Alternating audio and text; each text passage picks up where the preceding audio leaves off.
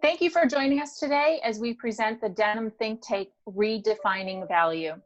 My name is Tricia Carey, and I'm Director of Global Business Development for Denim at LENZ. We transform trees into tencel, lyocell, and modal fibers, which are used by leading denim mills and brands around the world. To learn more about tencel denim, visit our Carved in Blue blog or follow us on Instagram, LinkedIn, Facebook, or Twitter. To see amazing denim videos from our mill and brand partners, our series on Headspace, and conversations like these, check out our YouTube channel, Blue Lens. Our panel today is very esteemed, and just to give a little background on what we'll be talking today, of all the words that have become part of the pandemic mantra, reset seems to be one of the most prevalent. Hit by the second major global crisis in their lifetime, Millennial and Gen Z consumers are exhibiting increasingly cautious purchasing behavior. Are the changes that we have witnessed during the lockdown becoming permanent features in our daily lives? Even after the Chinese economy has reopened, the shift to online purchasing has remained. There is much talk about younger consumers growing up with fundamentally different values and attitudes, thus demanding companies to act ethically and responsibly. As the denim industry faces its own reset, what are the challenges which lie ahead regarding sustainability, transparency, branding, and fashion? Today, we gather executives from Candiani Denim, TEJIDOS Royo, and ISKO, who are ranked as the top 3 denim mills in the annual Textilwirtschaft Denim Report, which surveyed 170 people from purchasing departments, product managers, designers, and CEO of brands in German-speaking countries. And to balance our discussion, we also invited an ingredient branding specialist, appropriately named from the company brand. So how will we redefine value for the $80 billion denim industry? And it's representing $3 billion in Germany. We are discussing these challenges with our panelists, which I will introduce: Alberto Candiani from Candiani Denim, José Royo from TEJIDOS Royo, Marco Lucietti from ISKO, and Tomas Vucurevic from Brand. So let's dive in. Starting off with our first question. Sustainability has been identified in the Textilwirtschaft study as the key challenge in the denim market for the next 2 years. The interviews of the study have been conducted in February, a little before most of the countries were heavily influenced from the pandemic. What are the challenges now as we're entering the post-pandemic phase? And how is sustainability now even more important? Will the pandemic be influencing your sustainability goals of your company for the future? And let's start with Alberto on this question. Well, hi everybody, once again. And yes, what I noticed during the pandemic is that the pandemic itself relates a lot to our health. And our health relates to the planet health. And so there's a little stronger catch on sustainability right now. And of course, we should be talking about the economy health too, but that's a little bit of a different conversation. I should say, yeah, that the impression is that people are actually looking for better products, and better nowadays means cleaner. I think people had a little time to investigate and research about that during the pandemic, which is a good thing. And as Candiani, we decided not to stop any investment, any target, any goal. We just said, look, we got to face this mess, because technically speaking, when you produce denim and you have to run large textile operations, it's not that easy to take a break like this. I mean, we didn't really take a break. It is pretty painful to keep everything alive, you know, to keep your capacity busy and your industrial efficiency at good levels. But we decided we're just going to go forward with everything we've planned. And so the main targets, of course, are in terms of R&D, we're developing a very interesting and specific biostretch technology, which is bio-based and biodegradable. It's called Coriva. It's a big effort. And we're gonna push actually the accelerator on that one. And then long-term, we're working on water savings massively. And that requires big investments, but we decided that those investments have to be made, so we're not gonna pull. Great, so you're continuing forward. And for you, Jose, at Royo? Well, yes, this time is going to be really challenging. It's going to be really complicated. Why? Because there is a global crisis.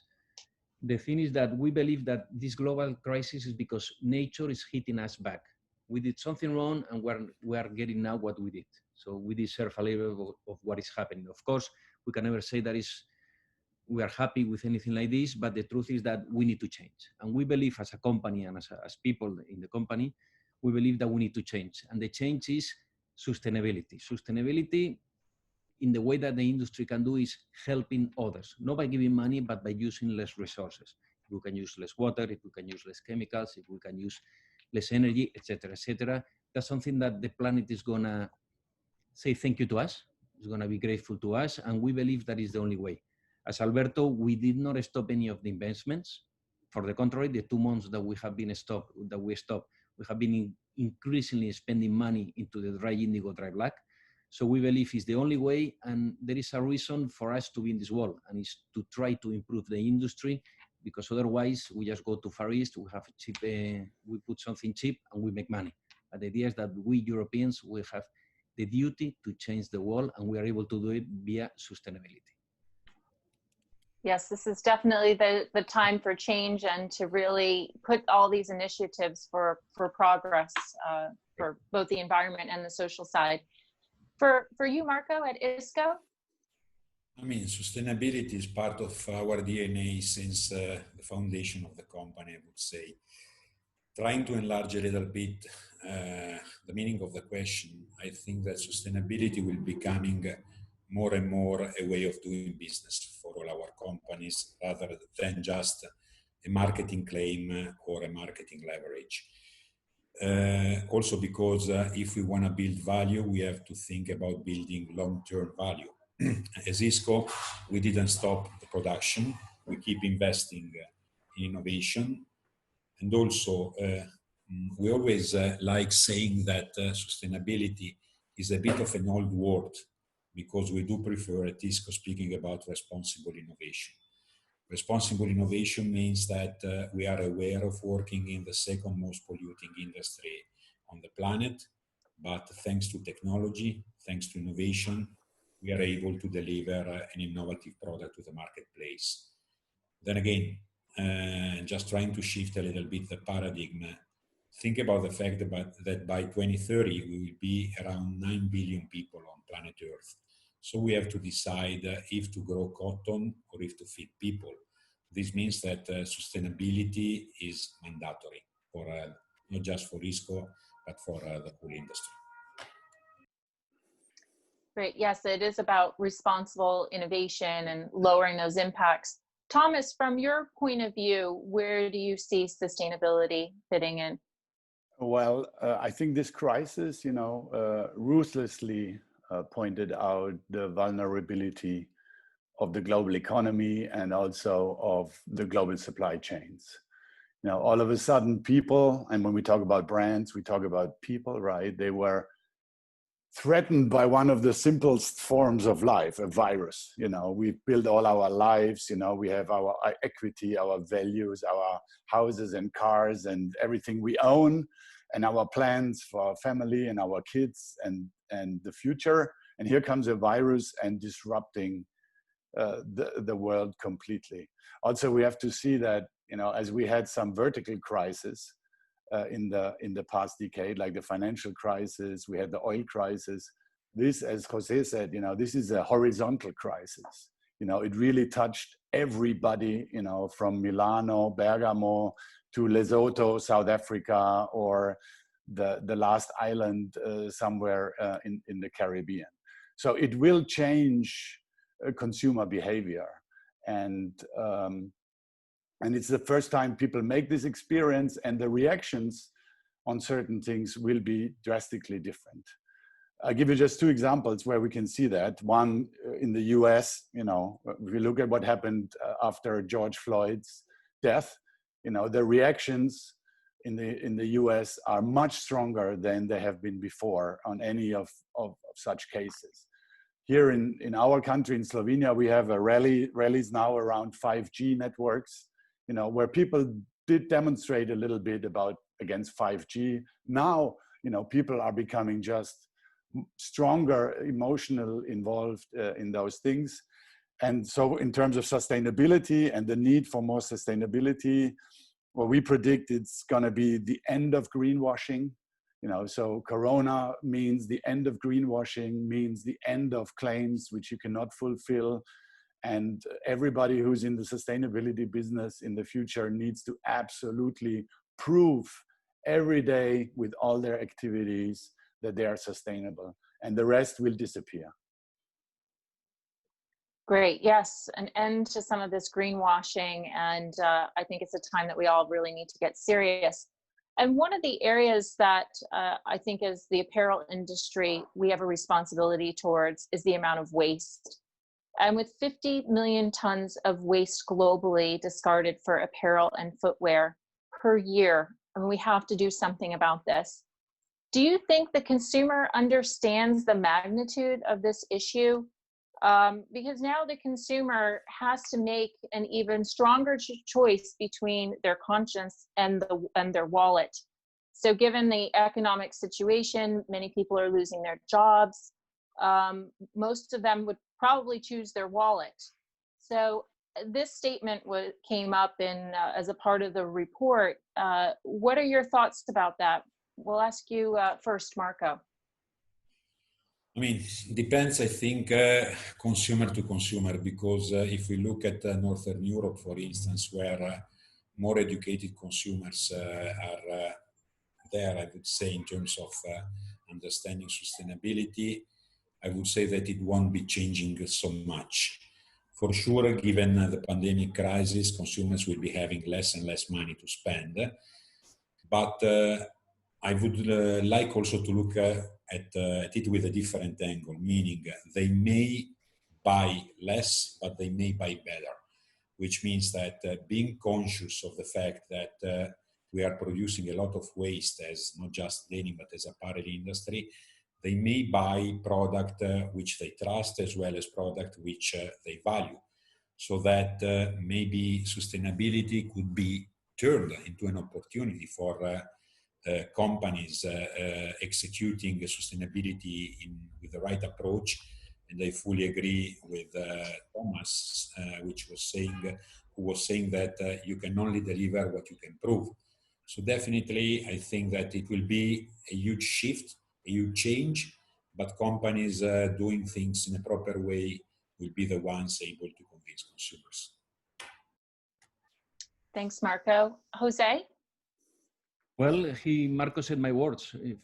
Fewer but better. That's our belief. People are going to have less money in their pocket and they're going to spend less. But I don't believe they're going to spend less money. They're going to spend less in quantity. So we have to do something better in quality, something that will last longer. And especially, and I believe this is something that all of us agree, we have to recycle all the garments that are not being used. Don't forget that 1/3 of all the garments that are produced in the world, normally they're never sold. They're in stock somewhere in the world. Let's try to recycle those things and stop growing so much cotton, because that the people will understand and will pay a little bit more. They will not pay $200 more for a garment, but they will pay a little bit more money, 10, 15% for the recycled garments or fabrics. And the future is there. That's what we call the real sustainability. Correct, yeah, it's around consumption. Tomas, what are your thoughts? Yeah, as Alberto, Marco, everybody, José said, you know, better products, not more products. That's definitely a mega trend in the future. But better will not only mean more sustainable, it will also mean more experience. You know, when we see now shopping malls in retail, a lot of shops, a lot of restaurants, a lot of places will go into bankruptcy. And some of them also because they're just not offering anything special. So I think the post-corona time is not only the end of greenwashing. It's also the end of mediocrity, you know, the average, the standard, you know. So everybody needs to really think about, what do I offer above and beyond my product? What kind of experience, and how do I bring this experience to life? And sustainability is a big part of that. A comment just on the price, you know, because in the study it was also said, you know, 34% of the consumers say that they would be willing to pay a significantly higher price for sustainable products. I think here lies the cardinal mistake of the textile industry. You know, sustainable products should not be more expensive. Unsustainable products should be much more expensive, because it's time that the market players are paying the full costs of their products. It means the resources they are taking out of the earth and the waste that they are producing. You know, so my vision in the future is sustainable products have to be cheaper than non-sustainable products, and not the other way around. It's kind of controversial to the concept of saving the planet to charge more. Yes. Yeah. I mean, this is also how we define value, and what does the consumer perceive, because it's all about that perception. Alberto, what are your thoughts? Look, I like to say something very unpopular. We produce too much. We all did for too many years. When Jose says 1/3, I mean, my numbers are slightly different. Says 1/4 of those garments are never sold. I mean, it clearly means that there's no need for that. So I know that what I'm saying sounds stupid, because I'm trying to say we should produce less and better, of course. And if you look at our industry, textiles in particular, everybody tried to make more and more and more, and cheaper and cheaper and cheaper. I think, and I agree with Marco, that less is more when more is also, when less is also better. So I believe it's going to be a very, very interesting challenge. Now, we are probably abusing the word sustainability. What's interesting is that many people are now getting more familiar with the concept of circularity. Either you go for recycling, either you go for biodegradable and compostable type of technologies. And I think that's going to be something extremely interesting, and will develop very much in the near future. But we have to count on tangible innovation, and I really hope that what we're saying, so the end of greenwashing will come to conclusion. I mean, greenwashing will come to conclusion very soon. Yeah, I mean, this has always been the challenge of that we make too much, but yet we're all measured on our success year over year of producing more. And so how do we kind of change that, whether it's even how GDP is set up for, you know, for a country, or how you as companies are measuring yourselves, and where do we bring that value back? And, you know, if you think about it, prices for fabrics kept getting lower and lower and lower. When I first started working with TENCEL, and Jose, you know this, from the late 90s, you know, fabrics were $8 a yard. Now everyone's asking you for $3, $2.75, $2.50 every season. Kept getting lower. So how do we kind of reverse that trend that had been happening? I think this is a big challenge that we have. So when we talk about function versus fashion, and the Textile Wirtschaft report covers this as well every year. The survey stated that function is getting more important according to 61% of the participants, while 72% say that fashion continues to be more important than function. And 46% confirm that brands can achieve higher price points with functional jeans. Do you agree with this statement that came out of the report? And are you changing any of your product development in light of this? And we'll kick it off with Jose. Well, it all depends. It's very easy to say that people is willing to pay more, but at the end, the truth is that 72% is fashion driven. At the end, people need to like what they buy. If they don't like it, they don't buy it. So first of all, fashion is still there. We cannot put everything in technology. Also, function can be very good, but if you sell a fiber that hits your body and you live in Miami, you're not going to sell a lot of that one. Instead, if you go to the North Country, you will be able to sell it. So you have to see where you put the function, because not every country is the same. Rich people are going to still have the same money or even more after this crisis. So they will not care to pay $200 more for the same trouser. But what about the people that has less money? Well, we have to think about that people, and function has to help them in a way that is not empty their pockets. So if we all start selling fabrics that we sell at $650, $750, Marco, Alberto, and me are going to close the factory in less than 6 months, because nobody's going to buy it, because the market has its path, and the path is like this. There is so much people that can spend some more money, and there is so much people that can spend so much. And we all have to be realistic that we have a mill. As Alberto said, we don't need to produce so much, but we need to produce. We are not a small shop that we can produce 20,000 meters and that's it. So at the end, function is important, but we have to know which market we are going, how many people is willing to pay the amount of money for that function, and also the virus has changed. Now the function is not more the fibers, maybe it's more the protection towards the viruses, towards the microbiotic things that are around. So what we believe it was good 6 months ago, maybe now today is totally different. So that's something that we will need to investigate and learn. Yes. Marco, your take on fashion versus function? I mean, I think I agree with José that we should find a balance between producing at the right price because of the fact our companies are profit-based ventures. I would say that this high percentages of people using functional shopping driver is also deriving from the fact that the survey was done in Germany, which is by definition a function-driven market. Even though people do say they do value a lot fashion as well. So I think that we should think about the latest developments in denim. As ISKO, for instance, we are trying to enlarge our products using compression technologies into stretch denim, as well as trying to somehow create new fabrics able to convey the concept of well-being through textiles, as well as integration of smart technologies into denim. I think it's something we should look at. At the end of the day, looking back about what denim has been able to do over the last century, I always like saying that denim is the only fabric able to interpret social changes. Because if you look back at the past century, all the big revolutions has been done in denim, okay? I'm sure that our industry will be able also to integrate function into denim whenever necessary, as long as such function integration is able to drive profit for our companies.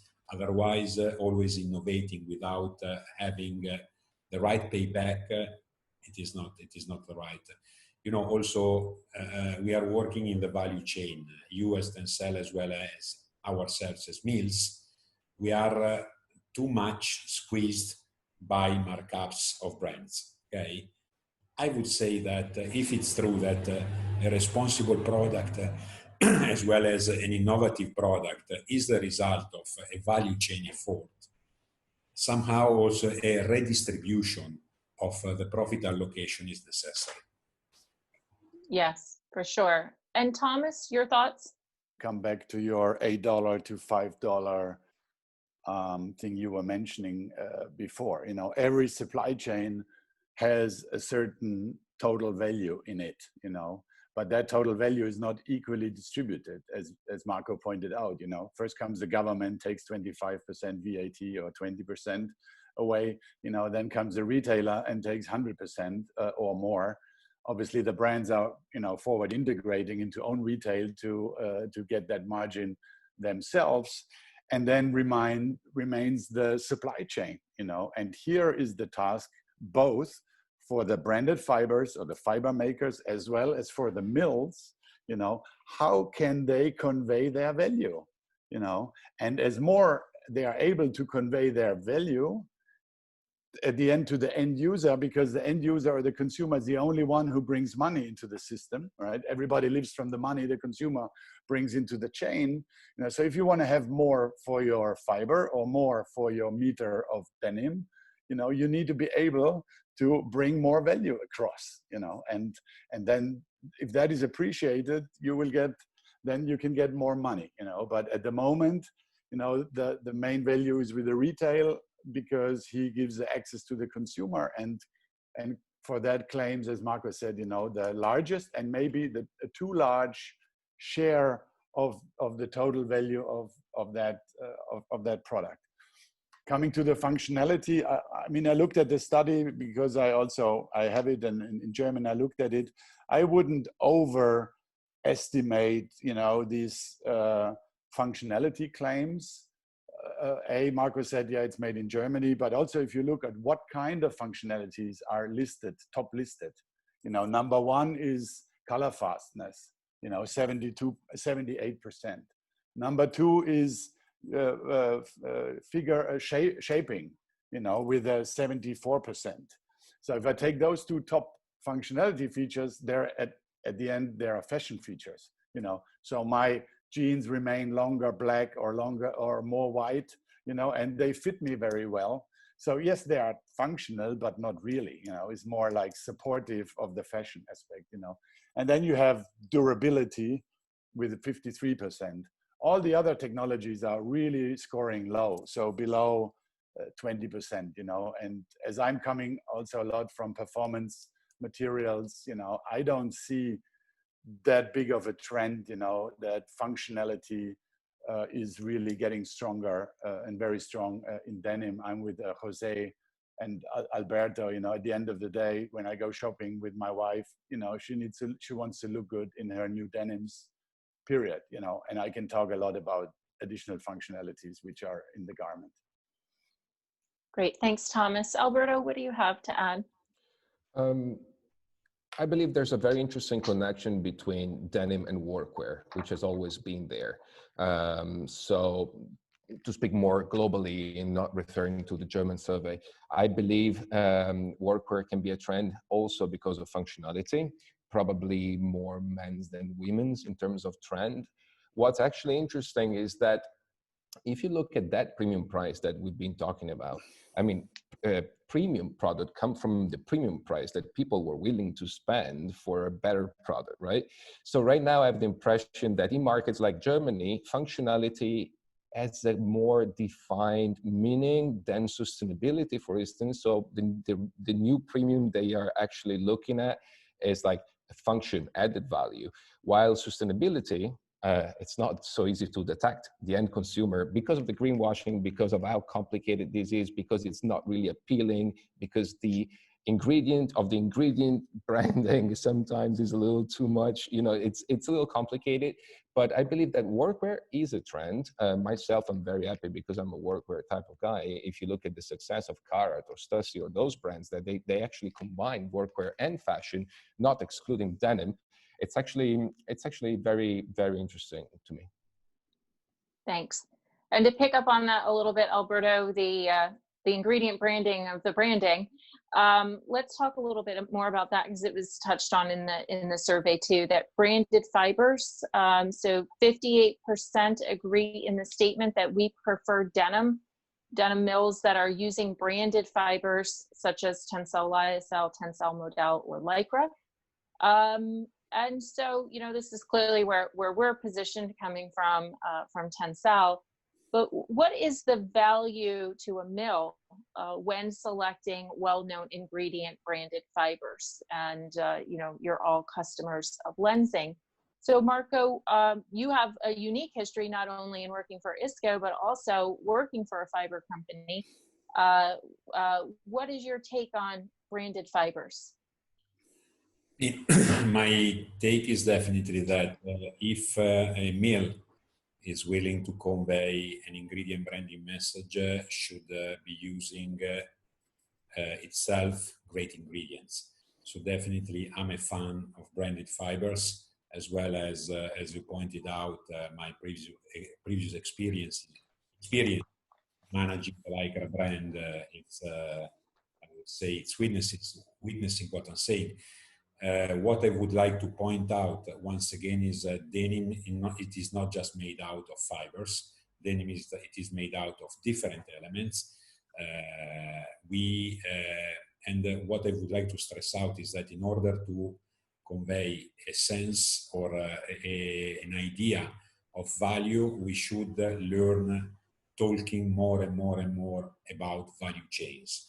Otherwise, you know, fibers standing alone, dye stuff standing alone, weaving mill standing alone, we are not able to convey a sense of premium and a sense of leadership on the marketplace.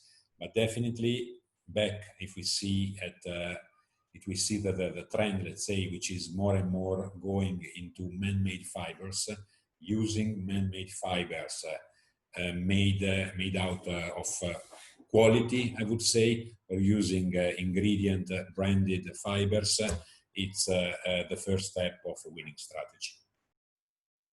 Thank you. Jose? Well, I believe that branded fibers are the quality assurance that we weavers need. The only problem that I have is that branded or brands are not always good. We have brands like Uniqlo and we have brands like Emporio Armani. They are brands, but they are totally different in target customer, in target price, etc. So you always have to know who is going to be your end customer. Where do you want to, where you are and where do you want to go? So that's why you need to go with the branded suppliers, but always knowing your end customer. Let's not forget that today, one of the main drivers is price. And that's true. I can talk forever, but the reality, there is something real, and is that people want price. So we have to go with the branded fibers, but always with the brand that will give you the fair quality to the price that you sell. It doesn't make sense to buy the most expensive fiber if you're not going to be able to sell it. So you have to go with the good branded for your target customer. Great, thank you. Alberto? Open to branded fibers, and I'm open to promote them into my fabrics when branded ingredients, let's say, are tangibly better than the non-branded or the unbranded. I give you an example, not because I'm talking to you, but the reason why I've been pushing Refibra or Refibra so much is because I consider it a superior fiber with superior contents, and so it deserves superior communication and attention by my customers. And actually it deserves to reach out to the end consumer as well.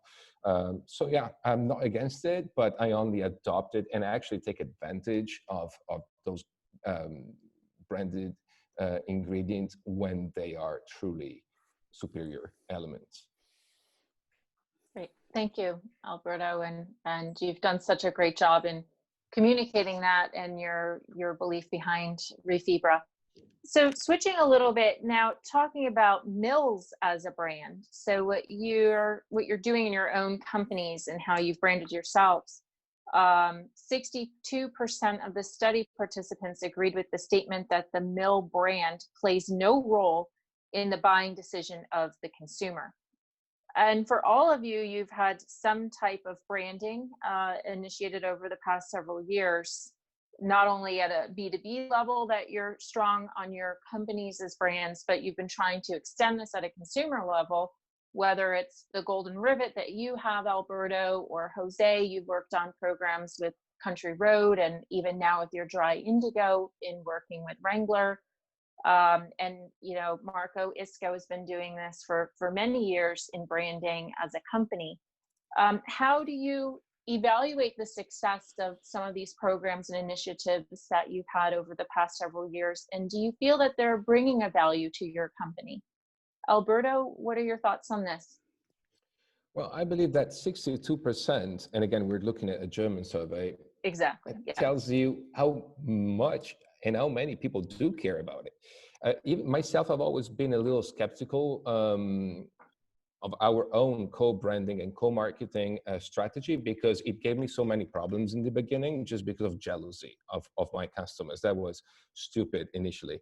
And then we differentiated a little bit our branding tools, co-branding tools, and co-marketing activities. And I was surprised to see that last year we delivered 4 million labels saying made with Candiani fabrics. Everybody was looking at Gore-Tex probably in the very beginning of this process, like about 10, 15 years ago. Now we decided to go for a different strategy. I mean, we keep those labels and those branding tools. The golden rivet is a bit more special, a bit more connoisseur oriented, but we opened a store in Milano where we carry our best customers. We carry the golden rivets, and those are, you know, normally our top customers, which doesn't necessarily mean the biggest customers, but those we have long history, we share sustainable innovation. And so by selling in our store, our top customers pair of jeans, we can also tell about Candiani. And that gives you a little bit of a different experience. Going back to what Tomas was saying, experience counts so much in the learning process, because if you can spend a little time with the end consumer telling how beautiful this pair of closed jeans is and how it was made and what's the technology in there, just simply without boring, because that's the other problem. You have to have like a friendly communication, and you have to make it interesting and appealing. I think that really connects you to the end consumer, and probably, and finally in that moment, the end consumer understand the actual value of that pair of jeans. Great. And yeah, wonderful and very innovative way of connecting by having your own store. And Marco, what are your thoughts on ISKO branding as a mill? I mean, we have been maybe, I guess, the first in doing ingredient branding in denim with a 360 degrees approach. Now, I'm not responsible for marketing anymore in ISKO, but again, I would redo everything I have done over the past years. I would say that ingredient branding, it is about a long-lasting investment for the company, which means that you cannot expect a payback within 1 or 2 seasons. And as well, we have been able to achieve what we have achieved as ISKO because of the fact that I had a great product development team backing our ingredient branding strategy with wonderful innovations. So without a product, you cannot execute the ingredient branding, mainly if you are a mill, because you don't have the finished product to sell. So you do need outstanding technologies as well as outstanding innovations. To conclude, ingredient branding, yes. Otherwise, you do compete only on price. Ingredient branding is enabling differentiation for your company, as well as you do offer your clients opportunities to differentiate their products in the stores.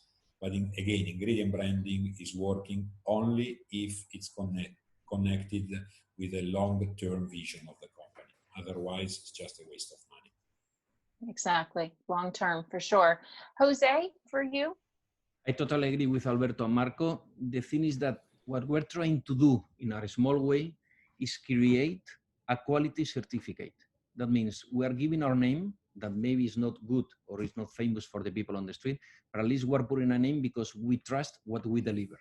So it's a quality certificate. It makes us feel better, and I'm sure that the customers feel always better because at the same time, they're taking the risk of putting the supplier and their name.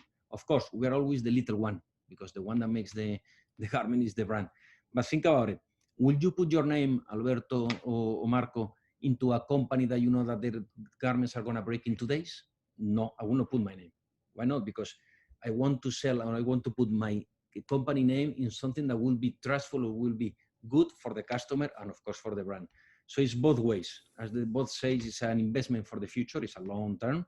But the reality is that we are creating, the 3 of us plus some other people that are doing it, we're creating a certification of quality. We're saying that what you have on the shop is something that we trust and we will be behind it. Thank you. Tomas, as a branding strategist and specialist, and you've seen many different case studies over the years, how do you interpret these statements that come out of the report?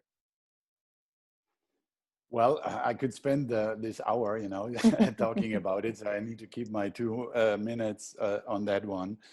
A lot of things have been already said. Let me start there. Ingredient branding is, much more than a label on the finished product. You know, it's not about getting your hang tag on a pair of jeans. You know, ingredient branding is a go-to-market model. You know, it's a quality management process. It is something where you step out of the role of a supplier and you are starting to take the responsibility for the quality you are delivering. So at the end of the day, it's a quality management system which you need in order to ensure that quality, because before you ingredient brand, nobody knows that you are the supplier of that component. So you also have no responsibility. But what is now the difference between what I call, or at Brain, we make that difference between a branded component or a branded fiber and an ingredient brand. You know, a branded fiber or a branded component is just a fiber with a name. It's a product name, you know. An ingredient brand is something what, you know, for example, TENCEL, you are really building up very strong in the last couple of years, is you are creating a relationship with your audience. You know, if we all agree on the fact what is branding, means relationship. So as long as you just have a product with a name, you know, and you have not built up a relationship with your audience around a promise that you are giving, you know, you are not an ingredient brand. You are a fiber or a component with a name. And what we see now, and we've defined that at Brain probably as the only one in the industry, it's what we call next generation ingredient branding. So what we observe in the last couple of years is a clear shift from the performance driven, you know, first generation ingredient branding, Gore-Tex, Polartec, Primaloft, also Lycra, you know, they had a specific performance, a specific technology, and they were building their brand based on that performance. The next generation ingredient brands like TENCEL, or for example, Econyl, which is also one of the brands we had the pleasure to work with, you know, they are built on their purpose. They are not built on their performance. So the ingredient brands, the next generation ingredient brands are adding value through purpose and not necessarily through performance. And that's why they are so much loved and integrated by Adidas, by Prada, even in the luxury industry. They're really open for those new generation of ingredient brands. And you can see it in TENCEL, you know, it's really what you do on the sustainability side is much more important than the sheer performance of your product. And maybe last point on the mill branding, you know, I think the challenge for the mill branding is, you know, that they have to create a value above and beyond the fibers that they are using, you know. So what additionally are we delivering on top of the fibers, of the branded fibers? As Marco said, you know, making a denim fabric is much more than using only a fiber. So this value needs to be articulated, communicated, learned, appreciated, and then the mills also can start to act as an ingredient brand. As a consumer, I need to know what is the value the mill is bringing to me beyond the fiber. Great. Yeah, thanks, Thomas. And that kind of leads us into our next question around transparency. And we've referenced this earlier in our conversations. According to the study, 92% agree to the statement that they are selecting denim fabrics as much as possible based on socially and environmentally responsible production. 34% agree to the statement that consumers are willing to pay a significantly higher price. Does this surprise you at all? And does it make a difference in any of your communication that you have as a company? And does it allow you then to even differentiate yourself from other mills? Jose? Well, I'm convinced that people is willing to pay more for sustainability, but a huge amount of money, I don't believe. They will pay the fair price. Why? Because people want to feel better. We all want to feel that we're changing the world to a better place. So people is willing to pay more. Now, we should make a study asking the end consumer, because these are brands from Germany, but we should ask the end consumer, how much will they pay for a recycled cotton, for a less water, for a less chemical, for a biodegradable, all the different things that are in the market. How much are they willing to pay? It's not a question of how much the brand thinks that they were willing to pay. Somebody will have to make a big study and put it on the internet or whatever, so we can really know what people is willing to pay, because money is a resource that is not really available for everybody. So we have to be careful with saying they will pay a lot of money. Let's all be careful. Also, there are only two reasons for two European companies to still alive. One is innovation and the other one is sustainability. And all this makes sense if there is a traceability of all this. So if we're saying Italian, the Turkish, or the Spanish, we say that we're producing this, that we're saving this much, and we're doing this much, we have to be able to prove it. Then people will believe that the message that we're saying is true, and then they will be able to pay, or they will be willing to pay a little bit more. But just because we say I'm the nicest person on the planet, I don't think people will pay. Right. Marco? I mean, I fully agree with Jose. I just add that the first ISKO sustainability report is published, released as we speak, which means that the step forward we have to make is to prove what we say. We have been able to achieve the European Product Declaration, as well as we have been running a lot of life cycle analysis on our products so that we ensure consistency of the quality we are delivering. And again, you are sustainable as much as the others do perceive you as being a sustainable mill. This is very, very important. So as long as we are able to, let's say, instill or to push in consumers' mind the fact that European mills are the go-to mills because they are more sustainable, I think we will be able to ask consumers to pay a premium. Definitely, they are ready to pay a premium, but such a premium, again, fully agree with Jose, it should be a fair price premium. And again, I wouldn't say that we would be willing to differentiate ourselves from our competitors, from our friends in the market, because I think we should be able to work together in such a direction. Because if there is a market for European mills, there is a market for ISKO, there is a market for Candiani, there is a market for Royo. So I think that we should change altogether and prove altogether what we are saying as a system, more than just as Candiani or ISKO or Royo. Yes, collaboration definitely out of all of this time. Your comments, Alberto? Briefly, I believe transparency means honesty, and that's the only answer to greenwashing. So you have to work on it quite a lot. I mean, if you look at a more marketing-oriented activity within in terms of being transparent, we open up our mill. Now, this year probably not going to happen because of the pandemic, but we invite everybody, come over, see what we do. We have a little advantage. We are located in a nature reserve, not far from Milan. It's actually quite easy to breathe what I'm saying once you visit the mill. At the same time, if you go more technical and maybe less marketing driven, everything you're doing has to be transparently proven. As we all said, I mean, I rely on science, I rely on analysis, I rely on honesty, as I said, which is why it's interesting because, you know, we were rated like top 3 mills, and there's one good thing I can say about Royo and ISKO. Those guys are not copycats. Those guys always do their own R&D. They have a clear direction. They do their marketing. They do their communication. I think that we're all pretty distinguished. Then in terms of collaboration, I'm a little less positive than Marco because I see many other mills still going crazy, chasing, going after us, not to copy the fabrics only, but mostly to copy the marketing and the communication so they can actually use the same words and combine it. That is a little disappointing, and it's happening all over the world, including in Europe, including Turkey, including like even within Italy. I mean, so collaboration should be established on a certain level. I don't want to sound like a cocky guy, but I think that the level is quite clear to everybody.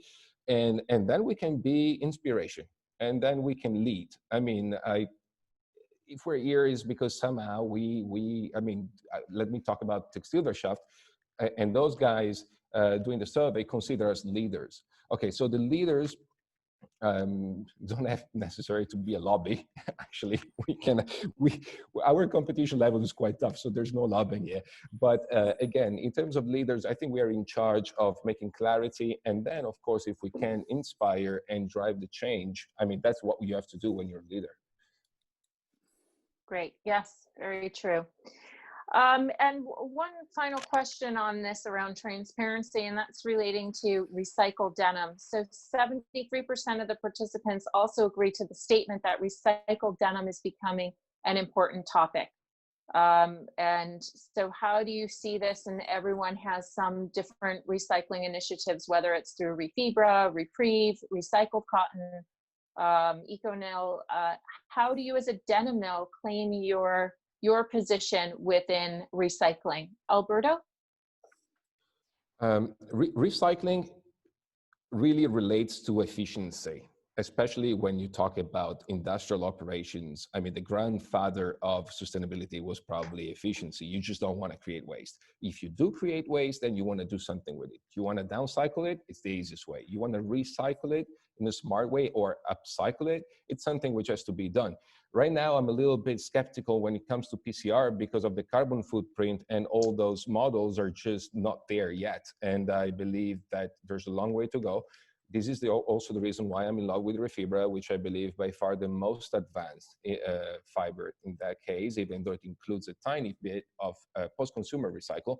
But I'm looking at the bigger picture, and I look at circularity always as something more related to nature, so more related to biodegradable or compostable properties. But that is my take. I mean, recycling is a must, just like we do when you're at home and you are now in charge of recycling, but you have to know what you're doing. I really wish that everybody has watched the Story of Plastic, which is a great documentary. I believe, I mean, it depends where you are in the world, but just watch Story of Plastic, because I mean, plastic is by far one of the biggest issues we have right now. But once you watch such a simple documentary, you have a better, a brighter vision of what's really happening and how to recycle it and what happens when you recycle it. Well, trust me, denim and the fashion industry is following a little bit that model. So that was great inspiration. It's something I suggest you guys, if you're still in lockdown, if you have a little time, watch Story of Plastic, because it's great. Thank you. Jose, on recycling. Well, I agree with him, but in a different way. If we recycle, what we're using is less cotton. If we use less cotton, that means that we can use that land for food and for people in need. So for me, in order to be 360 degrees sustainable, the recycle is a must, it's the future. Only to recycle the polyester or the plastic, okay, but don't forget that in the jeans, 90% or 85% is cotton. So if we are able to reduce that cotton into Refibra or to anything that are coming into the market, that we don't use that cotton in the land and we use it for food, is something that we will really help the world, and it's something that we must bet on. And this is one of the Royo strategies for the next year. Thank you. Marco? I do agree both with Alberto and Jose. As ISKO, we just launched, end of last year, we launched a new collection called R2, where R2 stands for recycled and reused, where we are trying a different route in producing denim. We are reusing discarded cotton and respinning discarded cotton with new cotton as well as organic cotton.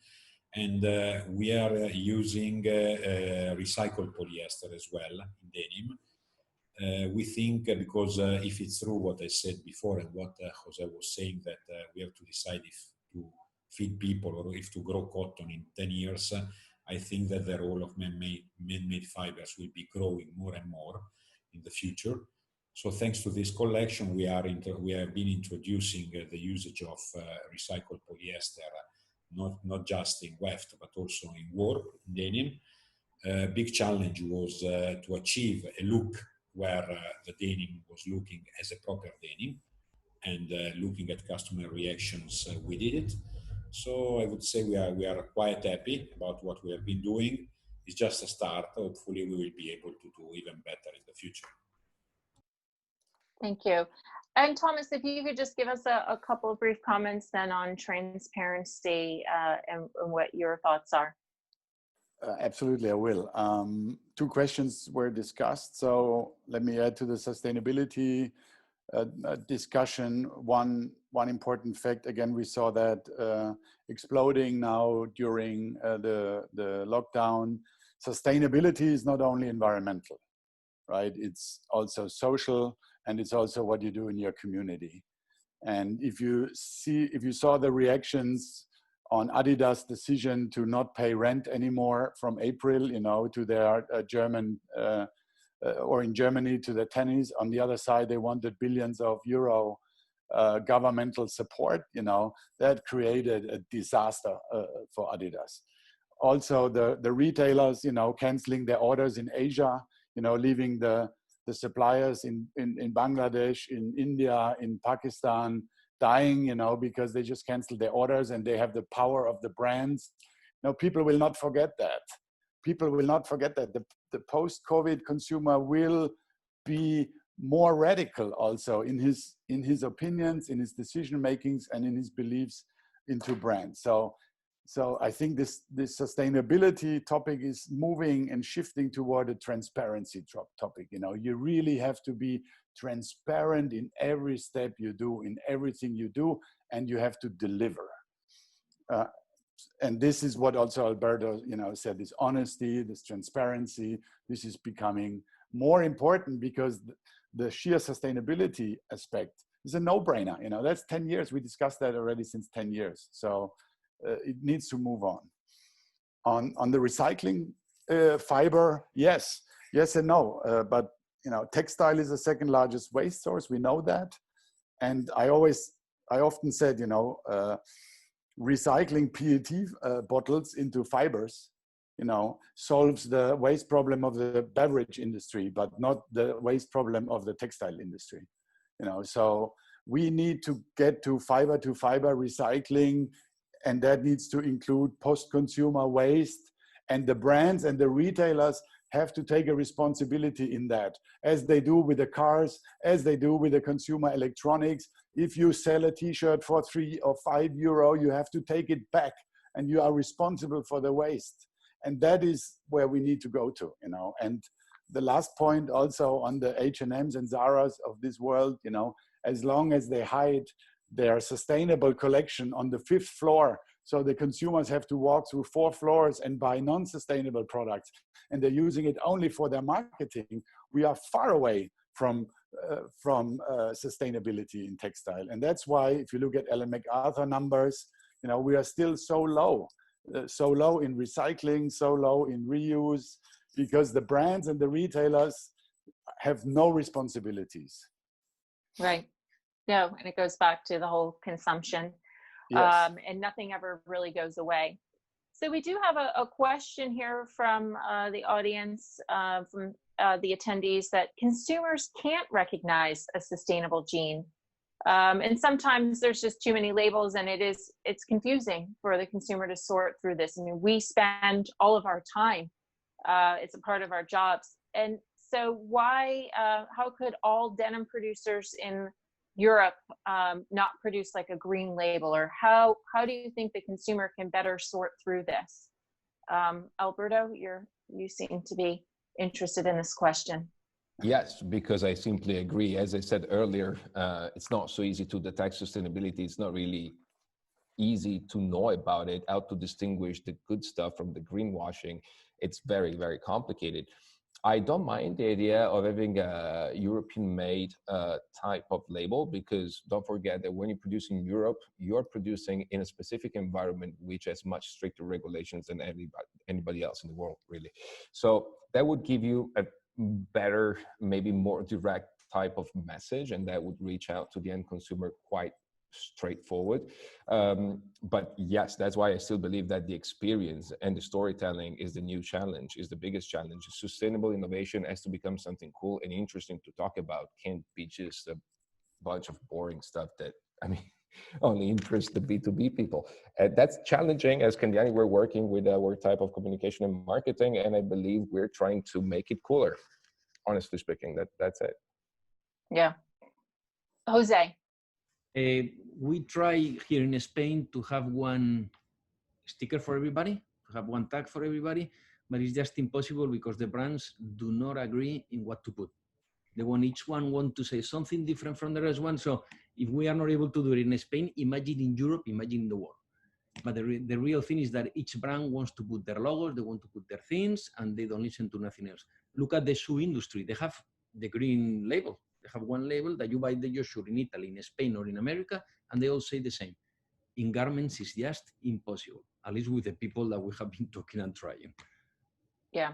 And I hope out of everything that we're doing in this reset of the industry, we can perhaps consolidate some of these certifications and make it unified so that we're not all over the place, because that also confuses the consumer. So in closing, I would just like to ask each of you in one word, what your view is on the denim industry today. We'll start with you, Tomas. Yeah, I would say, you know, transparency is the one word equity that everybody needs to try to own and claim, and that transparency needs to be followed by consistent action day by day, you know, through all the employees, resellers, brands, and to ensure that that's the future. Thank you. Alberto? Stay strong. Right now, I'm like saying, stay strong, because right now it's defense time. And during this defense time, let's, you know, try not to get scored. And the sooner we adapt to this neo-normality, whatever, I just don't want to use stereotype sentences, the sooner we adapt and the sooner we can seek for new opportunities. So defense right now, and organize your midfield, and then one day just make sure your forward can score. I'm a goalkeeper myself, so I kind of like this role right now. Yeah. Jose? Totally agree with Alberto. I mean, we have to save our faces. No, I will say today there are too many players and the cake is not that big. So hopefully a lot of the crazy players that are not transparent, like Tomas said, and not clean, not sustainable wise, will disappear soon. So it's a difficult moment, but it's a good opportunity to clean the market. So hopefully the jeans will be a better place. Great. Marco? I mean, I agree with all the colleagues. I think that it's time for responsibility. It's time to be very, very transparent. It's time as well to try to protect ourselves. That's why, for instance, we have been switching part of our production producing face masks, which are as well helping a little bit under a profitability point of view. But definitely, I think that by September, the market will be restarting. Usually, crisis time are also times where the strongest ones do have the best opportunities. So I see the future as being interesting for all of us. I am optimistic in the end. Great. Optimistic. Perfect. So I'd like to thank you all for being on the panel today. It's wonderful to have this conversation. I usually speak to you all individually, so it's nice to have a collective conversation. Thank you, Alberto, Jose, Marco, and Tomas. And thank you not only for what your conversation has been today, but for really your decades of dedication to the denim industry and making it a much better industry. We continue the Denim Think Tank series on sourcing, branding, and sustainability. You can find out about some of our upcoming conversations if you follow us on Carved in Blue. If you'd like to be a part of any of the conversations or have any suggestions, just send me an email or you can DM me. Because overall, we realize that now is the time to connect and make the changes that we need to have in the future. And we really appreciate also the support of Mohsen and Sadia, who've been helping us to organize these conversations. So thank you very much. Have a wonderful day and tune in for more. Thank you. Ciao. Bye-bye. Ciao. Take care. Ciao. Ciao, ciao.